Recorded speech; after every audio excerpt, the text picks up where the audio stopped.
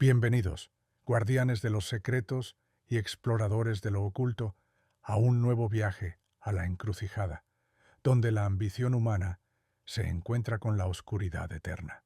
Hoy no buscaremos monstruos en lagos profundos, ni fantasmas en castillos olvidados. Hoy hablaremos de un terror más íntimo, más seductor, la promesa del poder absoluto, de la riqueza desmedida, del talento sobrenatural, a cambio de un precio insignificante, o eso parece al principio, tu propia alma. Nos sumergiremos en los relatos ancestrales de pactos con el diablo, que resuenan por todo el mundo de habla hispana.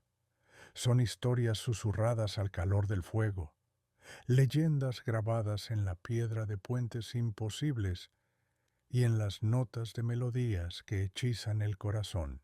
Son los secretos olvidados de hombres y mujeres que, en un momento de desesperación o de codicia desmedida, decidieron llamar a la puerta del infierno para pedir un favor. En este episodio desentrañaremos algunos de los pactos más famosos y escalofriantes.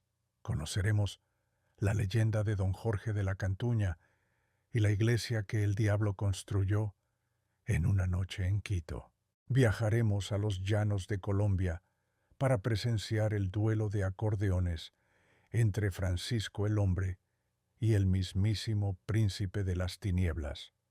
Descubriremos el secreto del Puente del Diablo en España, una maravilla de la ingeniería pagada, con el alma del primer ser en cruzarlo.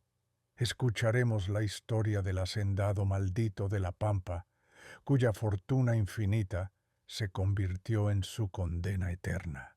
Desvelaremos el misterio de la Salamanca, la cueva en Argentina donde las brujas aprenden su arte del diablo en persona.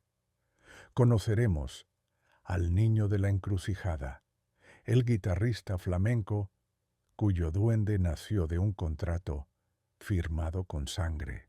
Indagaremos en la leyenda del pájaro Macua y el amuleto de poder que exige un sacrificio impensable, y finalmente seremos testigos de la tragedia del ladrón de cuerpos de Pátzcuaro, que pactó por amor y cosechó horror. Prepárense, porque estamos a punto de firmar nuestro propio pacto con el misterio. Abran bien los oídos, pues el diablo, a veces, se esconde en los detalles. Capítulo 1. Don Jorge de la Cantuña y la iglesia inacabada. Imagina que te encuentras en el corazón del centro histórico de Quito, en Ecuador, un lugar declarado Patrimonio de la Humanidad. El sol de los Andes baña de oro las cúpulas de iglesias centenarias y las fachadas blancas de las casonas coloniales. Frente a ti se alza el imponente complejo de San Francisco, una obra maestra del arte barroco. Su atrio, una vasta explanada de piedra, te invita a entrar, pero detente un momento, siente la piedra bajo tus pies. Esta no es una piedra común. Según la leyenda más famosa de Quito, cada uno de estos bloques fue colocado en una sola noche por una legión de diablillos, en uno de los pactos más astutos y desesperados de la historia. Esta es la historia de Don Jorge de la Cantuña. Don Jorge de la Cantuña era un indígena descendiente de la nobleza inca, un hombre ingenioso y de gran reputación como constructor en el Quito del siglo XVI. Los padres franciscanos, deseosos de erigir un atrio majestuoso que precediera a su iglesia, le encomendaron la monumental tarea. El contrato era estricto, la obra debía estar terminada en un plazo de 6 meses. Si lo lograba, recibiría una fortuna en oro. Si fallaba, sería encarcelado y deshonrado. Cantuña, confiado en su habilidad, aceptó. Puso a trabajar a decenas de obreros, pero pronto se dio cuenta de que había subestimado la magnitud del proyecto. Las lluvias torrenciales, los problemas con los materiales y la complejidad del diseño retrasaron el trabajo. Los meses pasaron volando y, la noche antes de que venciera el plazo, el atrio estaba lejos de ser completado. Desesperado, viendo su futuro convertido en la oscuridad de una celda, Cantuña se arrodilló en medio de la obra, a medio construir, y clamó al cielo. Pero quien respondió no fue Dios. Una figura elegante, vestida de negro y con una sonrisa seductora, emergió de las sombras. Era el diablo. Le ofreció un trato. Él y sus legiones de diablillos terminarían el atrio antes del amanecer, hasta el último adoquín. A cambio, Cantuña solo debía entregarle su alma. Sin otra salida, con el corazón encogido, Cantuña aceptó. Firmó el contrato con una gota de su propia sangre y el pacto quedó sellado. Lo que ocurrió esa noche fue un espectáculo infernal. Cientos, miles de pequeñas criaturas sombrías, los diablillos, surgieron de las grietas de la tierra. Se movían a una velocidad vertiginosa, un torbellino de actividad febril. Sus ojos brillaban como brasas en la oscuridad. Se escuchaba el eco de sus risas agudas y el incesante golpeteo de sus martillos contra la piedra. Levantaban bloques que 10 hombres no podrían mover. Los colocaban con una precisión milimétrica. Cantuña observaba, aterrorizado y fascinado, cómo la obra avanzaba a un ritmo imposible. El diablo, de pie, supervisaba todo con una calma escalofriante, esperando su pago. Al acercarse el alba, el atrio estaba casi terminado. La perfección era absoluta. El diablo se acercó a Cantuña, con la mano extendida para reclamar su alma. Pero Cantuña, a pesar de su desesperación, era un hombre astuto. En un momento de lucidez antes de firmar, había añadido una cláusula secreta o, en otras versiones, se había percatado de un detalle crucial. El trato era que colocarías hasta la última piedra, dijo con voz temblorosa pero firme. Y falta una. El diablo, incrédulo, recorrió la inmensa obra con la mirada. Era cierto, en un lugar discreto, Cantuña había escondido una de las piedras. Antes de que los diablillos pudieran encontrarla y colocarla, el primer rayo de sol rasgó el cielo y el canto de un gallo anunció el amanecer. El pacto estaba roto. El diablo, engañado y furioso, soltó un alarido que hizo temblar la ciudad y desapareció en una nube de azufre, dejando tras de sí la obra casi perfecta y un alma que no pudo cobrar. Cuentan los guías turísticos de Quito, señalando una sección del atrio. Si se fijan bien, pueden ver que una de las piedras tiene un color o una forma ligeramente distinta. Esa es la piedra que, según dicen, colocaron después los humanos. Pero la verdadera piedra faltante nunca se encontró. La advertencia para los visitantes es sutil. Cuando caminen por este atrio de noche, no se sorprendan si sienten un frío inexplicable o escuchan un susurro en el viento. Es el diablo que sigue buscando su piedra perdida, todavía furioso por haber sido burlado por un simple mortal. Se dice que hacer promesas a la ligera en la capilla de Cantuña, que está dedicada a él, es tentar a la suerte, pues el maligno siempre está escuchando, buscando a otro desesperado con quien hacer un nuevo trato. La historia de Cantuña es un triunfo de la astucia sobre el mal, un recordatorio de que incluso en el pacto más oscuro puede existir una escapatoria. Pero nos deja con una pregunta inquietante: ¿cuántos otros pactos se habrán cumplido sin que nadie notara que faltaba una piedra? Capítulo 2. Francisco el Hombre, el vallenato que venció al diablo. Dejamos la fría piedra de los Andes y nos adentramos en el calor sofocante y la sabana polvorienta de la costa caribe de Colombia, en la región donde nace el vallenato. Imagina una noche sin luna en el camino que une los pueblos de La Guajira. El aire está cargado con el aroma de la tierra seca y el sonido de los grillos. Un juglar solitario, un acordeonero, regresa a casa después de una parranda, con su acordeón al hombro, la música todavía vibrando en sus dedos. De repente, una melodía desconocida rompe el silencio de la noche. Es un acordeón, pero suena como ningún otro. Notas perfectas, rápidas, complejas. Una música que parece hipnotizar y helar la sangre a la vez. El juglar sabe que no está solo. Se ha encontrado con el más temido de los adversarios, el diablo, que ha salido a retar al mejor músico de la región. Esta es la leyenda de Francisco el Hombre, Francisco Moscote, conocido como Francisco el Hombre. Fue un juglar vallenato real de finales del siglo XIX. Un músico legendario que viajaba de pueblo en pueblo, contando historias y noticias a través de sus cantos, como era la costumbre. Su fama era inmensa. Decían que su acordeón podía hacer llorar a los hombres y bailar a las piedras. Una noche, mientras viajaba solo por el vasto y solitario camino entre Urumita y La Junta, escuchó ese acordeón demoníaco. Sabía exactamente quién era. Las leyendas contaban que el diablo, envidioso del talento de los músicos, y siendo él mismo un maestro del engaño y la melodía, salía a retar a los mejores. Quien perdía el duelo musical, perdía su alma.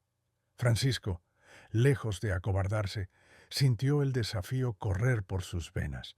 Se detuvo, colgó su acordeón y se preparó para la piquería más importante de su vida. El diablo se le apareció, según cuentan, como un viajero más, un hombre alto y bien vestido, con una sonrisa enigmática, pero sus ojos ardían con una luz antinatural, y el aire a su alrededor se volvió frío y pesado. El duelo comenzó. El diablo tocó primero. De su acordeón salieron las notas más tristes y las más alegres, melodías que hablaban de poder, de riqueza, de todos los deseos humanos. La música era técnicamente perfecta, pero fría, vacía de sentimiento. Era una música que tentaba, pero no conmovía. Luego le tocó el turno a Francisco. Él no tocó para demostrar su habilidad, sino para proteger su alma. Miró al cielo, y en lugar de intentar superar al diablo en técnica, hizo algo inesperado. Comenzó a tocar el credo al revés. Las notas de la oración sagrada, invertidas en una melodía extraña pero poderosa, llenaron la noche. La música ya no era solo música, era un exorcismo. Al escuchar las notas sacras, el diablo se contorsionó de dolor. Su figura elegante comenzó a deformarse, revelando su verdadera naturaleza monstruosa. El sonido del acordeón de Francisco se volvió más y más fuerte, una muralla de fe hecha música. El diablo, incapaz de soportar la plegaria, soltó un grito de furia, se convirtió en una nube de azufre y desapareció en la oscuridad, derrotado. En toda la costa se sabe que un buen vallenatero tiene que saberse el credo al derecho y al revés. Cuentan los músicos de Valledupar. No es por juego, es por protección. Porque el diablo sigue por ahí, buscando a quien retar. La advertencia para los músicos ambulantes y los viajeros nocturnos es clara. Si en un camino solitario escuchas un acordeón que suena demasiado perfecto, demasiado bueno para ser humano, no te acerques por curiosidad, o te alejas rezando, o te preparas para tocar como si tu vida dependiera de ello. porque así es. Se dice que la melodía del credo, al revés, se ha transmitido de generación en generación de acordeoneros, no como una canción, sino como un arma. Francisco el hombre no hizo un pacto, sino que lo rechazó con el poder de su fe y su música. Su leyenda es un canto a la valentía y a la idea de que el arte, cuando nace del corazón, puede ser más poderoso que la oscuridad misma. Pero, ¿cuántos otros músicos, en la soledad de la noche, no tuvieron la fe o el ingenio de Francisco y terminaron tocando eternamente en la orquesta del infierno? Capítulo 3. El puente del diablo, una obra de ingeniería infernal. Viajemos ahora a la vieja Europa, a la Cataluña de la Edad Media.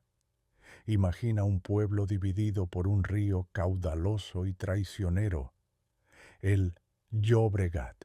Durante años, los habitantes de Martorell han sufrido inundaciones y la dificultad de cruzar de una orilla a otra. Necesitan un puente, uno fuerte y duradero, pero la tarea parece imposible para la tecnología de la época. Una noche de tormenta, una anciana que vive sola al otro lado del río necesita cruzar para buscar medicinas, pero la corriente es demasiado violenta. Desesperada, grita al viento: «Daría lo que fuera por un puente, incluso mi alma». Y como suele suceder en estas historias, alguien escucha. Esta es una de las muchas versiones de la leyenda del Puente del Diablo. La leyenda del Puente del Diablo no es exclusiva de un solo lugar. Se encuentra en toda Europa, pero la de Martorell, en España, es una de las más emblemáticas. Tras el grito desesperado de la anciana, el diablo se materializó ante ella. Le ofreció construir un puente magnífico, capaz de resistir cualquier inundación en una sola noche. Estaría listo antes de que cantara el gallo. El precio, como siempre, era el alma del primer ser vivo que lo cruzara. La anciana, astuta y piadosa, aceptó el trato, pero con una idea ya formándose en su mente. El diablo, satisfecho, se puso a trabajar, convocó a sus huestes y en un frenesí de actividad sobrenatural, la estructura comenzó a tomar forma. Piedra sobre piedra, el puente se elevaba sobre las aguas turbulentas, una proeza de ingeniería que desafiaba la lógica. La anciana observaba desde la orilla, esperando el momento justo. El puente que el diablo construyó era una obra perfecta. Arcos robustos, una calzada sólida y una piedra central, la más importante, que era la clave de toda la estructura. Justo cuando el diablo iba a colocar esa última piedra, la anciana puso su plan en marcha. Sacó de su cesta un gato negro, en otras versiones, un gallo o un perro, y lo lanzó al otro lado del puente, o le untó la espalda con comida para que corriera. El animal, asustado, fue el primero en cruzar el puente de un extremo al otro. En ese mismo instante, el gallo de una granja cercana cantó, anunciando el amanecer. El diablo, al ver que el alma que había reclamado era la de un simple animal y no la de la anciana, soltó un bramido de rabia que hizo eco en todo el valle. Furioso por haber sido engañado, golpeó el puente con tal fuerza que dejó una marca, o en su prisa por huir antes de que saliera el sol, dejó caer la última piedra al río, dejando la obra para siempre incompleta, aunque funcional. Se llevó el alma del pobre animal y desapareció, dejando tras de sí un puente que la gente usaría por siglos, pero que siempre llevaría el estigma de su origen infernal. La gente del pueblo todavía mira el puente con una mezcla de orgullo y recelo. Dicen los historiadores locales de Martorell. Saben que es una maravilla, pero también saben quién lo construyó. La advertencia es para los viajeros nocturnos. No es bueno cruzar el puente solo en noches de tormenta. Se dice que se puede escuchar al diablo lamentándose bajo el arco principal o sentir una presencia fría que te sigue. Es el recuerdo de su humillación.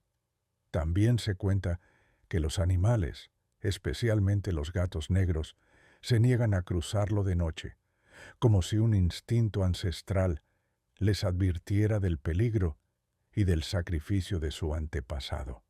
No hagas promesas al río, advierten los ancianos, porque el río tiene memoria y el diablo siempre está escuchando en la orilla. El puente del diablo se erige como un monumento a la astucia humana, demostrando que a veces se puede negociar con la oscuridad y ganar. Sin embargo, cada vez que un viajero cruza sus piedras, pisa una obra construida sobre una promesa rota y un alma sacrificada, aunque fuera la de un animal. Realmente se puede engañar al diablo sin pagar un precio oculto. Capítulo 4. El hacendado maldito y el tesoro del diablo. Ahora, cabalguemos por las vastas y solitarias pampas de Argentina o por los desiertos del norte de México. La tierra se extiende hasta el horizonte, un mar de hierba o arena bajo un cielo infinito. En medio de esta inmensidad se alzan las ruinas de una antigua hacienda o estancia, muros de adobe derruidos, vigas de madera carcomidas por el tiempo y un silencio que pesa. De día es un esqueleto de una gloria pasada, pero de noche este lugar pertenece a su antiguo dueño, un hombre que en vida lo tuvo todo, pero siempre quiso más. Un hacendado tan avaro que hizo un pacto con el diablo para asegurar su fortuna, y ahora está condenado a protegerla como un fantasma por toda la eternidad. La leyenda varía en detalles, pero el núcleo es el mismo. Habla de un hacendado, llamémosle don Ramiro, que llegó a esas tierras sin nada y, a través de una crueldad y astucia implacables, amasó una gran fortuna.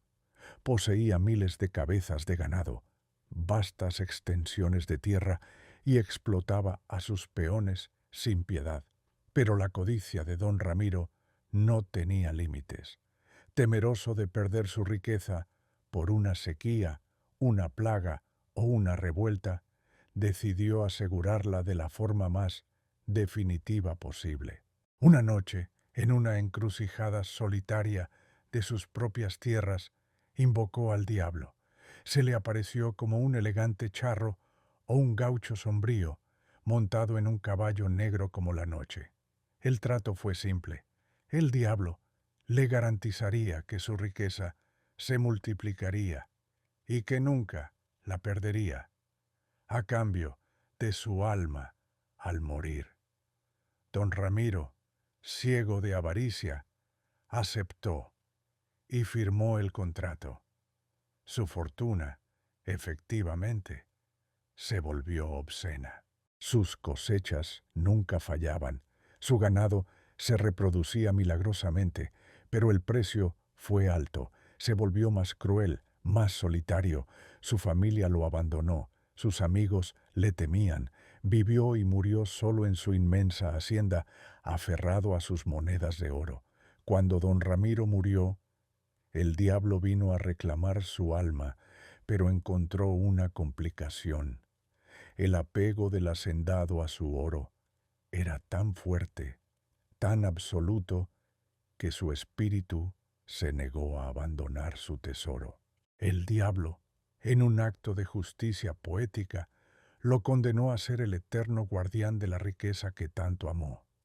Ahora, el fantasma de don Ramiro vaga por las ruinas de su hacienda. Quienes buscan su tesoro enterrado, los entierros, se enfrentan a su ira espectral. Las manifestaciones comienzan sutilmente.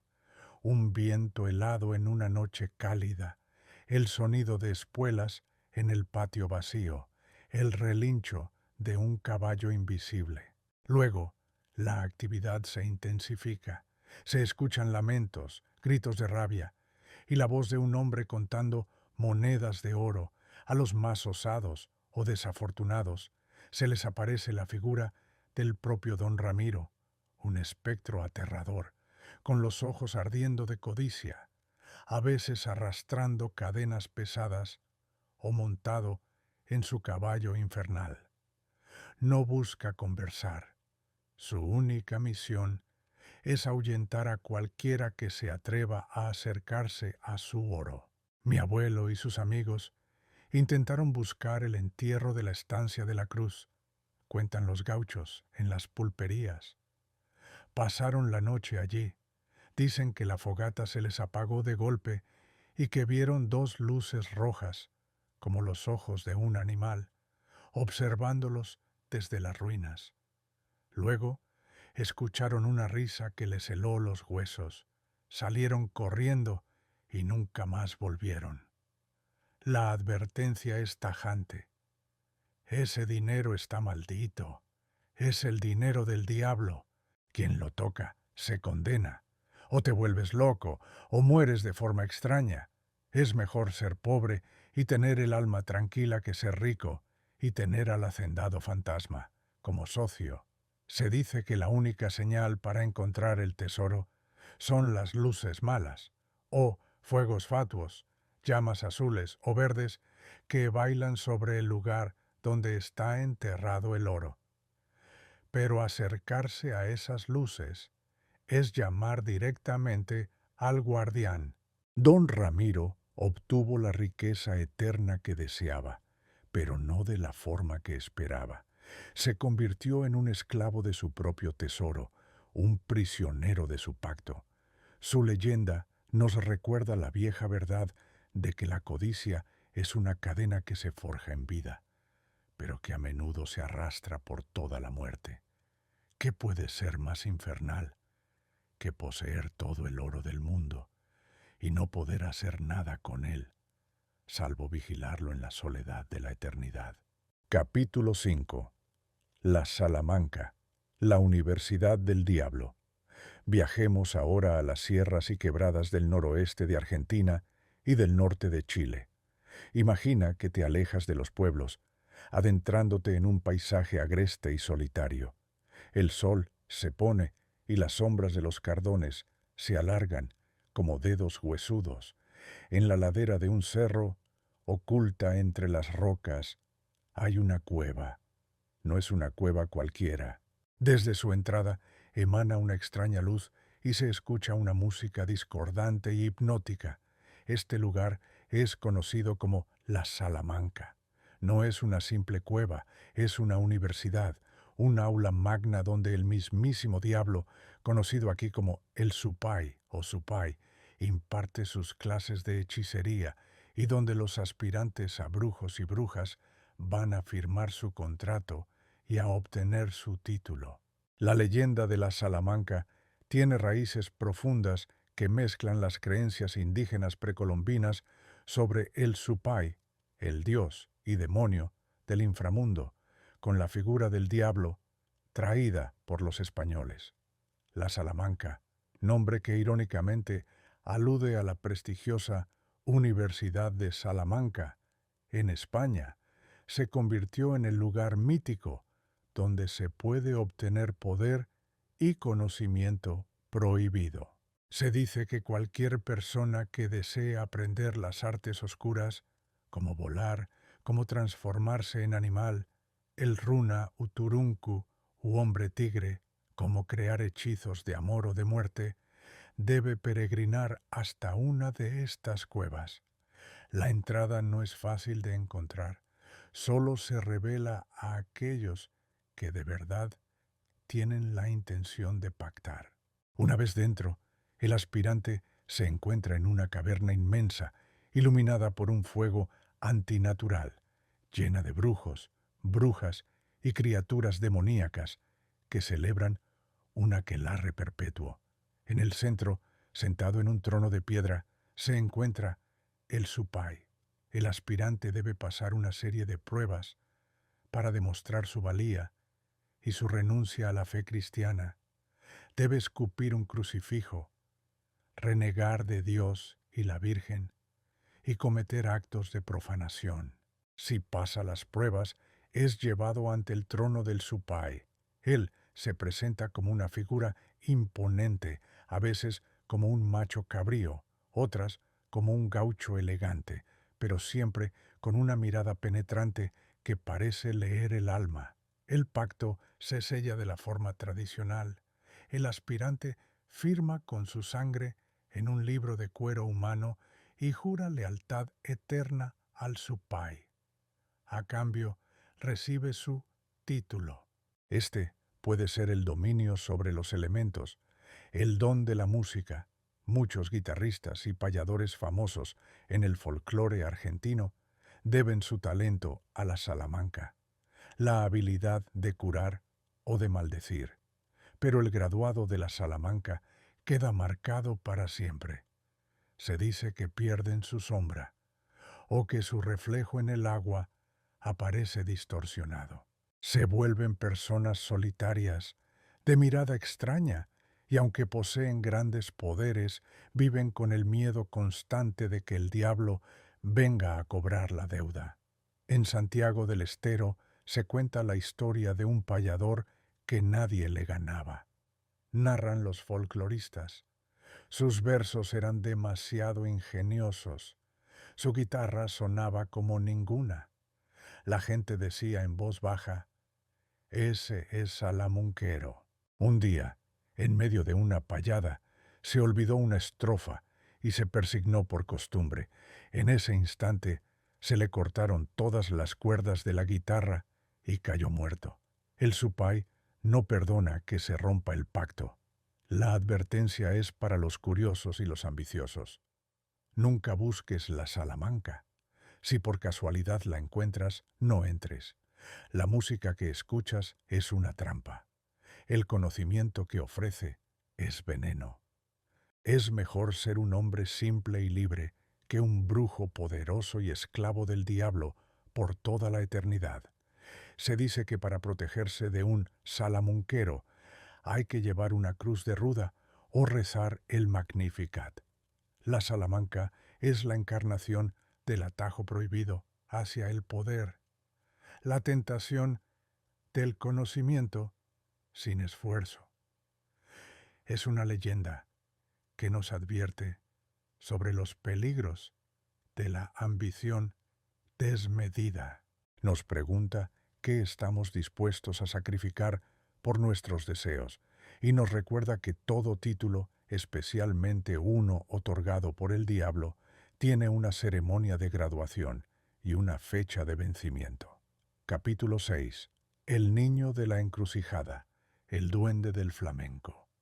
Ahora nos encontramos en la cuna del arte más profundo y visceral de España, Andalucía. Imagina un tablao flamenco en un barrio de Sevilla o de Jerez. La noche es cálida, el aire huele a vino y a jazmín. En el escenario, un guitarrista toca una falseta con una velocidad y un sentimiento que desafían la comprensión humana.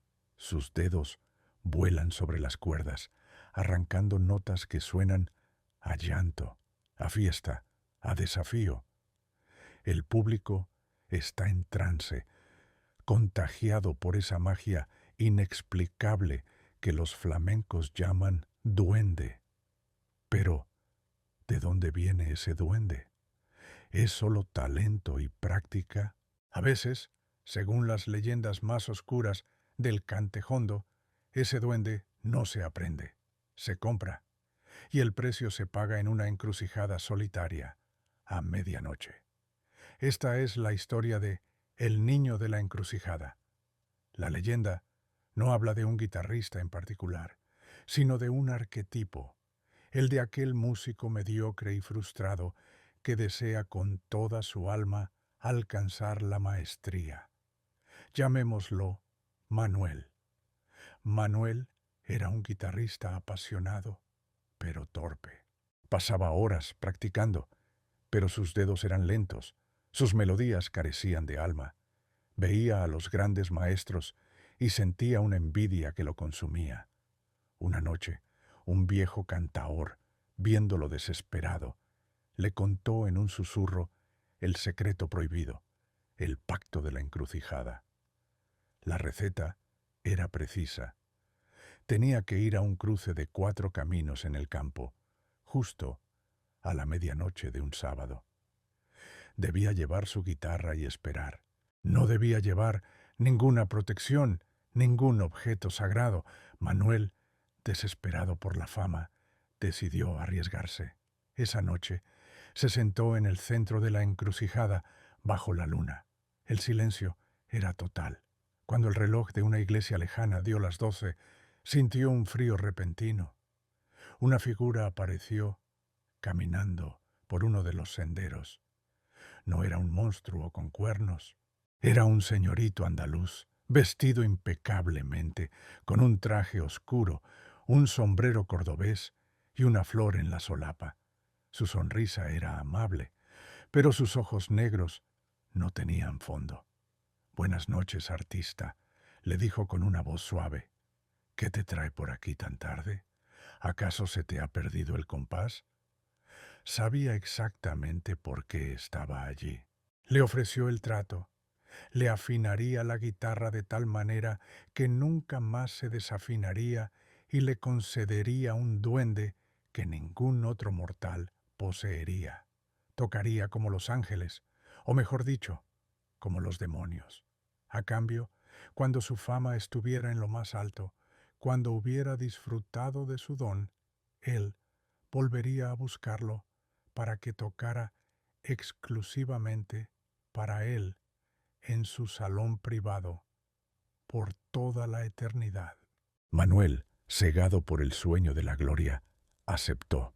El señorito tomó la guitarra, no usó ningún afinador, simplemente pasó sus largos y pálidos dedos por las cuerdas, que emitieron un sonido extraño y perfecto. «Ya está», dijo, devolviéndole el instrumento. «Ahora toca». Manuel posó sus dedos, y lo que salió de la guitarra fue un milagro. Era la música que siempre había soñado tocar. El pacto estaba hecho. Desde esa noche, Manuel se convirtió en el niño de la encrucijada, cuentan los viejos aficionados al flamenco. Llenaba los teatros, las mujeres se volvían locas por él, los otros guitarristas lo miraban con una mezcla de admiración y miedo. Pero algo en él había cambiado. Nunca sonreía, y su música, aunque era brillante, tenía un fondo de tristeza infinita, como si supiera que su tiempo era prestado. La advertencia en el mundo del flamenco es una metáfora, pero con un trasfondo de seriedad. Ten cuidado con buscar atajos para encontrar el duende. El duende verdadero viene del dolor, de la vida, no de un trato en una encrucijada. El duende comprado es un fuego que te ilumina un momento y te consume para siempre. Se dice que la guitarra de un pactante tiene un sonido especial, que las cuerdas nunca se rompen y que siempre, en sus solos más profundos, se puede escuchar una nota extraña, un lamento que no pertenece a este mundo. Manuel consiguió la fama que anhelaba, pero perdió la alegría de vivir. Su música era la crónica de su propia condena. Su historia nos pregunta si el talento vale la pena cuando su precio es el alma. Y nos recuerda que la encrucijada no siempre es un lugar físico. A veces es una decisión, una elección entre el camino largo del esfuerzo y el atajo oscuro de la desesperación. Capítulo 7. El pájaro macuá y el amuleto de sangre. Ahora nos adentramos en la selva profunda, en las regiones amazónicas de Colombia y sus países vecinos. El aire es húmedo y pesado, lleno del zumbido de miles de insectos y los sonidos de criaturas invisibles. Los árboles forman un dosel tan denso que la luz del sol apenas se filtra. En este mundo verde y laberíntico, los chamanes y curanderos buscan plantas y animales con poderes místicos, y entre todos ellos hay un ser diminuto, pero cuyo poder es legendario y terrible, el pájaro macuá. Se dice que poseer su nido te otorga una suerte sobrenatural, éxito en los negocios, poder de atracción sobre los demás y protección contra todo mal. Pero conseguirlo requiere un acto de una crueldad tan extrema que solo puede ser considerado un pacto con las fuerzas más oscuras de la naturaleza. El macuá es un pájaro pequeño y de apariencia insignificante, cuya existencia real es debatida por los ornitólogos, pero en el mundo del esoterismo y la brujería es completamente real. La leyenda dice que este pájaro construye su nido con materiales mágicos, plumas de otras aves, hierbas secretas y su propia saliva encantada. Pero el verdadero poder reside en el momento de su construcción y en el sacrificio que exige. Para obtener el amuleto, el buscador debe internarse en la selva durante un Viernes Santo. Debe encontrar el nido del macuá, que suele estar en los árboles más altos y de difícil acceso. Y aquí viene el acto atroz que sella el pacto. El buscador debe esperar a que los pájaros padres salgan a buscar comida y, en su ausencia, tomar los huevos o los pichones del nido. Luego debe esperar el regreso de los padres. Al encontrar el nido vacío, los pájaros, macuá, en un acto de desesperación y dolor extremos, se clavan el pico en el corazón y su sangre mágica impregna el nido.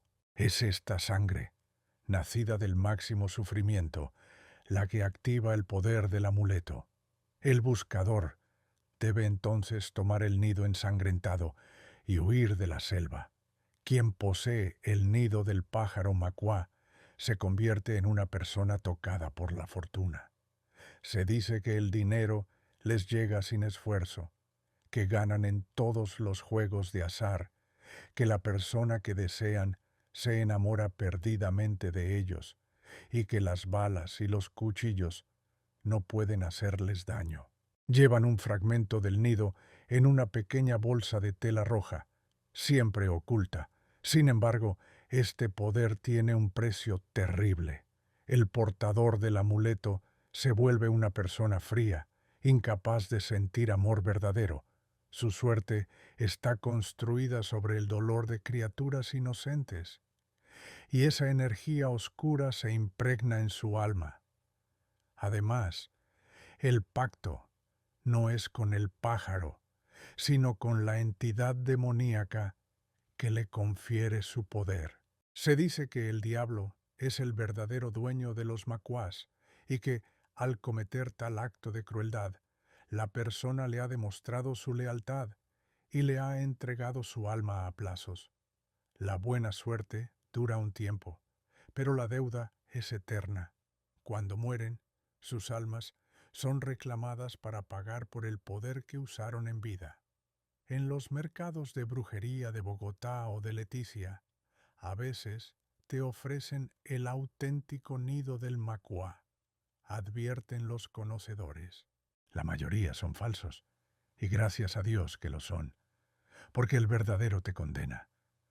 Conocí a un hombre que se hizo rico de la noche a la mañana. Todos sabíamos que cargaba el macuá. Lo tenía todo, pero vivía en un miedo constante, mirando por encima del hombro. Murió solo, en su mansión, de un infarto, con una expresión de terror absoluto en el rostro. La advertencia es una de las más serias del mundo esotérico. No hay atajo para la buena suerte que no pase por la oscuridad. La energía que se obtiene de la crueldad y el sufrimiento solo atrae más de lo mismo. El poder del macuá es una ilusión, es un préstamo con un interés que nadie puede pagar.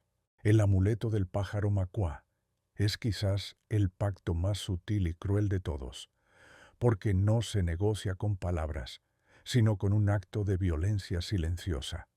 Nos enseña que la magia más poderosa a menudo requiere los sacrificios más terribles, y nos pregunta si la buena suerte vale la pena cuando está manchada con la sangre del inocente. ¿Es la suerte un regalo o una deuda que siempre, tarde o temprano, se debe saldar? Capítulo 8. El ladrón de cuerpos de Pátzcuaro, el pacto por amor nuestro viaje, nos lleva ahora a uno de los lugares más mágicos y melancólicos de México, el lago de Pátzcuaro, en Michoacán. Imagina sus aguas tranquilas, la isla de Janitzio, con su imponente estatua, y los pueblos purépechas a su alrededor. Este lugar es famoso por su celebración del Día de Muertos, una noche en la que el velo entre el mundo de los vivos y los muertos se vuelve más delgado. Pero nuestra historia no es sobre una celebración, sino sobre un intento desesperado de revertir la muerte, un pacto nacido no de la codicia o la ambición, sino del amor más profundo, y que tuvo las consecuencias más aterradoras. Es la leyenda del ladrón de cuerpos. La historia habla de un joven y rico español, don Villaseñor, que vivía en una casona en Pátzcuaro en la época colonial. Estaba perdidamente enamorado de su esposa, una hermosa mujer indígena. Su amor era la envidia de todos, pero la tragedia los golpeó cuando ella murió repentinamente a causa de una enfermedad. Don Villaseñor quedó devastado, al borde de la locura. Se negaba a aceptar la muerte de su amada. Gastó su fortuna en médicos y alquimistas, pero nadie podía ayudarlo. En su desesperación, recurrió a la magia negra. Buscó a un viejo brujo que vivía en las montañas, un hombre que se decía que había estudiado en la Salamanca. El brujo le dijo que había una sola forma de traer de vuelta el espíritu de su esposa, pero que era una abominación, un pacto con el Señor de la Oscuridad. El diablo podría devolver el alma de su esposa al mundo de los vivos, pero los cuerpos muertos no se pueden reanimar. El alma necesitaría un nuevo recipiente. El precio sería el alma de don Villaseñor y la tarea encontrar un cuerpo para su esposa. Cegado por el dolor, don Villaseñor aceptó. El diablo se le apareció y sellaron el pacto.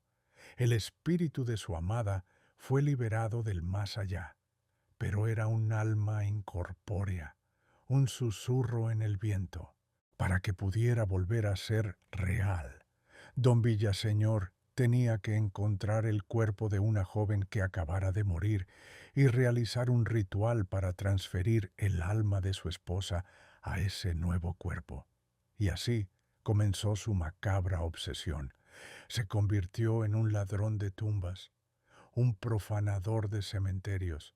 Cada vez que una joven moría en la región, él esperaba a la noche para desenterrar el cadáver y llevarlo a su sótano para el ritual. Pero el ritual siempre fallaba. Los cuerpos, sin vida, no podían albergar el alma errante. La casa de don Villaseñor se llenó del hedor de la muerte y la descomposición, y de los susurros frustrados del espíritu de su esposa, que vagaba por las habitaciones. La gente del pueblo empezó a notar las tumbas profanadas y el extraño comportamiento de don Villaseñor. El miedo se apoderó de Pátzcuaro. Los habitantes del pueblo, liderados por el padre de una de las jóvenes profanadas, se armaron de valor y una noche asaltaron la casona. Lo que encontraron fue una escena de pesadilla. El sótano estaba lleno de cadáveres en descomposición. En el centro, don Villaseñor estaba arrodillado, llorando y hablando con una presencia invisible, mientras el espíritu de su esposa, ahora una aparición furiosa y atormentada, flotaba sobre él. La multitud, horrorizada y enfurecida, lo arrastró fuera y lo linchó. La casa fue quemada hasta los cimientos. Se dice que mientras el fuego consumía la casa, se escucharon dos gritos, el de dolor de don Villaseñor y una risa triunfante y profunda que parecía venir del mismísimo infierno, la risa del diablo, que finalmente había venido a cobrar el alma que le pertenecía. El pacto de amor se había convertido en una condena de horror. El ladrón de cuerpos no solo perdió su alma, sino que condenó al espíritu de su amada a vagar para siempre, sin cuerpo y sin descanso. La leyenda sirve como la más trágica de las advertencias. Hay puertas que nunca deben abrirse, ni siquiera por amor, porque hay destinos peores que la muerte, y uno de ellos es quedar atrapado para siempre en la promesa rota de un demonio. Hemos llegado al final de nuestro oscuro recorrido por los caminos de la ambición y la desesperación. Hemos visto a hombres astutos engañar al diablo, a músicos valientes desafiarlo, y a almas codiciosas y enamoradas caer en sus trampas. Desde las piedras de un atrio en Quito hasta las cuerdas de una guitarra en Andalucía, la figura del pacto infernal se repite, adaptándose a cada cultura, pero manteniendo siempre su esencia, una oferta tentadora con un precio oculto y eterno. Estas leyendas no son solo cuentos para asustar, son espejos oscuros de la condición humana, reflejan nuestro miedo a la mediocridad, nuestro anhelo de trascendencia, nuestra avaricia y nuestra incapacidad para aceptar la pérdida. Nos advierten, de una forma poética y terrible, que los atajos en la vida a menudo conducen a un precipicio. Ahora, la pregunta queda flotando en el aire nocturno. ¿Son estas historias simples, fábulas morales, creadas para mantener a la gente en el camino del bien y el esfuerzo? ¿O acaso, en las encrucijadas solitarias de la vida, cuando la desesperación es más fuerte que la razón, hay realmente una voz que susurra, ofreciendo cumplir nuestros más profundos deseos a cambio de algo que creemos que podemos permitirnos perder? Gracias, guardianes de los secretos, por acompañarme en este viaje a la firma del contrato más peligroso. Vuestra valentía al explorar estos temas es el alma de este canal. Si esta inmersión en el folclore del diablo te ha intrigado, te pido que dejes tu me gusta para que estas advertencias ancestrales no se pierdan. Suscríbete y activa la campana, pues las encrucijadas del misterio son muchas y nuestro viaje apenas comienza. Y ahora, dime en los comentarios, ¿cuál de estos pactos te pareció el más escalofriante o el más astuto? ¿Y qué crees tú que estarías dispuesto a ofrecer por tu más grande anhelo? Hasta nuestro próximo encuentro. Tengan cuidado con lo que desean. Nunca se sabe quién puede estar escuchando, estar escuchando, estar escuchando, estar escuchando, estar escuchando, estar escuchando.